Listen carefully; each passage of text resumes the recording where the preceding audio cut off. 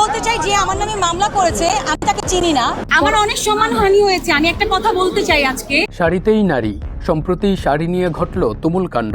Online fashion page থেকে শাড়ি নেওয়ার পর মূল্য পরিশোধ ও প্রচারের প্রতিশ্রুতি রক্ষা না করার অভিযোগে করা প্রতারণা ও বিশ্বাসভঙ্গের মামলায় জামিন পেয়েছেন ছোট পর্দার জনপ্রিয় অভিনেত্রী তানজিন তিশা।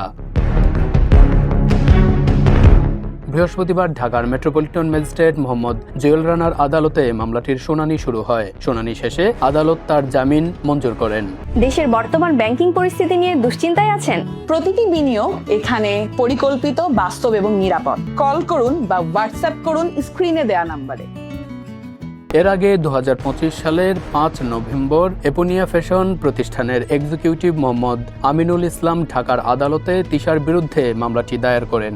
মামলার তদন্ত প্রতিবেদন পর্যালোচনা করে 12 জুলাই তানজিন তিশার বিরুদ্ধে সমন জারি করেন একই আদালত। সমনে তাকে 13 আগস্ট আদালতে হাজির হওয়ার নির্দেশ দেওয়া হয়।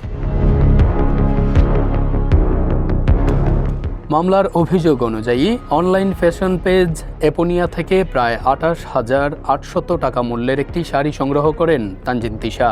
শাড়িটির প্রচারণা চালানো এবং মূল্য পরিশোধের আশ্বাস দেওয়া হলেও পরে তিনি যোগাযোগ বন্ধ করে দেন বলে মামলায় অভিযোগ করা হয়।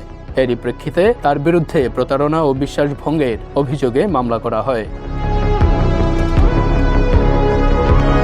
তবে জামিন পাওয়ার পরই আদালত প্রাঙ্গণে নিজের ক্ষোভ প্রকাশ করেন তানজিন তিশা। তার বিরুদ্ধে করা মামলার বাদী একজন নারী হয়েও স্বামীর ক্ষমতা ব্যবহার করে অভিনেত্রীকে হেনস্থা করতেই এই অপচেষ্টা চালিয়েছেন বলে সরাসরি অভিযোগ করেন তিনি।